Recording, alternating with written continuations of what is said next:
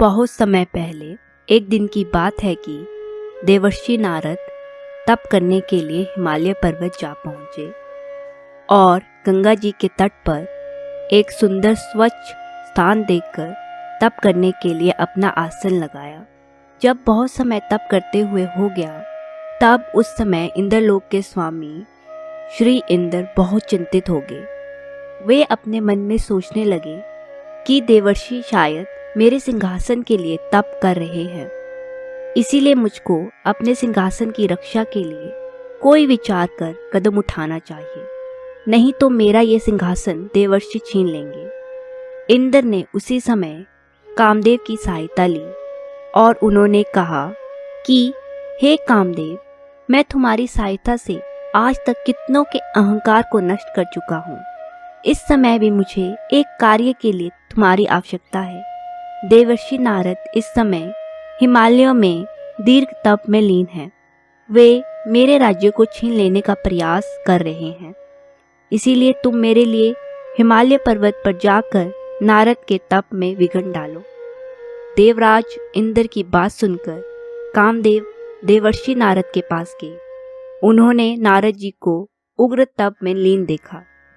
कामदेव ने वहाँ एक बहुत ही सुंदर बागीचे का निर्माण किया, जिसमें शीतल खुशबू बहने लगी। पक्षी मीठी मीठी आवाज में बोलने लगे, जहाँ पर सुंदर अप्सराएं नृत्य करने लगी। पर देवर्षि श्री नारद जी की समाधि में किसी प्रकार का विघ्न नहीं पड़ा। जब नारद जी अपनी तपस्या को पूरा कर चुके, तो कामदेव पर विजय पाने के कारण उनको बहुत अभिमान उत्पन्न हुआ। नारद जी अपने अभिमान के साथ भगवान विष्णु के पास पहुँचे और अपनी कामदेव पर विजय पाने की बात को बड़े अभिमान के साथ बताने लगे। नारद जी के समाचार को सुनकर भगवान विष्णु अपने मन ही मन मुस्कुराते हुए विचार करने लगे कि देवर्षि नारद जी को अहंकार उत्पन्न हो गया है, इनके अहंकार का निवारण करना जरूरी है। भगवान विष्णु ने नारद मुनि से कहा, हे मुनिराज, आप तो ब्रह्मचारी हैं, ज्ञानी हैं, भला कामदेव आपका क्या अहित कर सकता है। श्री विष्णु भगवान की बात को सुनकर नारद जी बोले, प्रभु, ये सब आपकी ही कृपा का प्रसाद है। इतना कहकर ही मुनिराज नारद जी वहाँ से प्रस्थान करने लगे। उसी समय भगवान विष्णु जी ने अपनी योग माया द्वारा मुनि नारद के मार्ग में एक सुंदर नगर की रचना की। उस नगर के राजा का नाम शीलनिधि था। उसकी एक पुत्री थी, वे बहुत ही सुंदर थी, जिसका नाम विश्व मोहिनी था, जो कि रूप और गुणों की धनी थी। इधर उधर अपनी इच्छा सहित घूमने वाले श्री नारद जी जब उस महानगरी में पहुँचे, तो उनको ज्ञात हुआ कि यहाँ के राजा शीलनिधि ने अपनी पुत्री विश्व मोहिनी के स्वयंवर की रचना कर रखी है और वहाँ पर उस दिन संसार के कोने कोने से अनेक देशों के राजा महाराजा स्वयंवर में भाग लेने के लिए आए हुए हैं। उस नगर के ऐसे समाचार को सुनकर नारद जी राजा शीलनिधि के महल में जा पहुँचे। वहाँ राजा ने देवर्षि नारद को बहुत सम्मान दिया। राजा ने अपने सिंहासन से उतरकर नारद जी को नतमस्तक होकर प्रणाम किया तथा अपने सिंहासन पर उनको आदर सहित बिठाया। राजकुमारी को बुलाकर नारद के चरणों में सिर झुकवाया। देवर्षि नारद राजकुमारी विश्व मोहिनी के रूप को देखकर तथा भगवान विष्णु की योग माया द्वारा वशीभूत होने के कारण राजकुमारी पर मोहित हो गए। नारद जी ने राजकुमारी के रूप को देखकर विचार किया कि इनका पति इस संसार में अजर अमर तथा अविनाशी होगा। नारद जी पिता पुत्री को आशीर्वाद देकर वहाँ से चले गए तथा अपने मन में विचार करने लगे, मैं इस कन्या से विवाह कर लूँ तो कितना अच्छा होगा। नारद जी ने सोचा कि ये राजकुमारी हरि जैसा रूप पाकर ही उनका वरण करेगी। ऐसा विचार कर नारद जी ने उस समय भगवान विष्णु का ध्यान किया, तो विष्णु भगवान वहाँ प्रकट हो गए।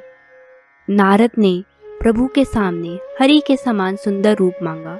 विष्णु भगवान ने नारद की इच्छा अनुसार उन्हें हरि रूप दे दिया।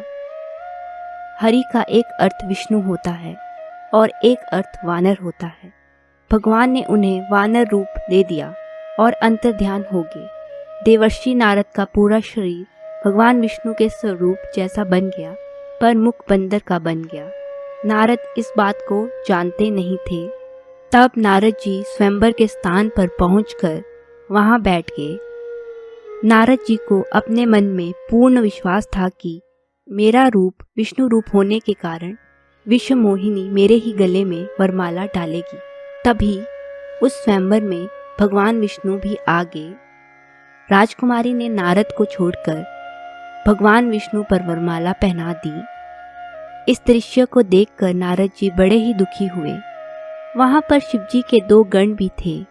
वे दोनों नारद का उपहास उड़ाने लगे और उन्होंने नारद को अपना मुख शीशे में देखने को कहा। शिवदूतों के ये वचन सुनकर नारद जी ने जल में अपना मुख देखा तो वे हैरान रह गए और अपना वानर का रूप देखकर वे अति क्रोधित हो गए और उन्होंने भगवान विष्णु को शाप देते हुए कहा कि आपने मनुष्य रूप में मुझे अपमानित किया है। इसी रूप में आप राजा बनोगे और स्त्री वियोग में मेरी तरह दुख भुगतोगे। आपने वानर रूप में मेरी हंसी उड़ाई है। ये ही वानर उस समय आपकी सहायता करेंगे। इसके बाद भगवान विष्णु ने माया हटा दी। माया के हटते ही माया रूपी विश्व मोहिनी वहाँ से गायब हो गई। तब तो नारद जी को सत्य का ज्ञान हुआ। वे अपने मन में बहुत पछताने लगे और उन्होंने भगवान विष्णु से क्षमा मांगी और प्रभु विष्णु ने उन्हें क्षमा कर दिया। कहा जाता है कि नारद जी के श्राप के कारण ही त्रेता युग में विष्णु अवतार श्री राम अपनी पत्नी सीता के वियोग में जंगल जंगल भटके थे। ऐसी ही धार्मिक कहानियाँ सुनने के लिए चैनल को लाइक और सब्सक्राइब करें।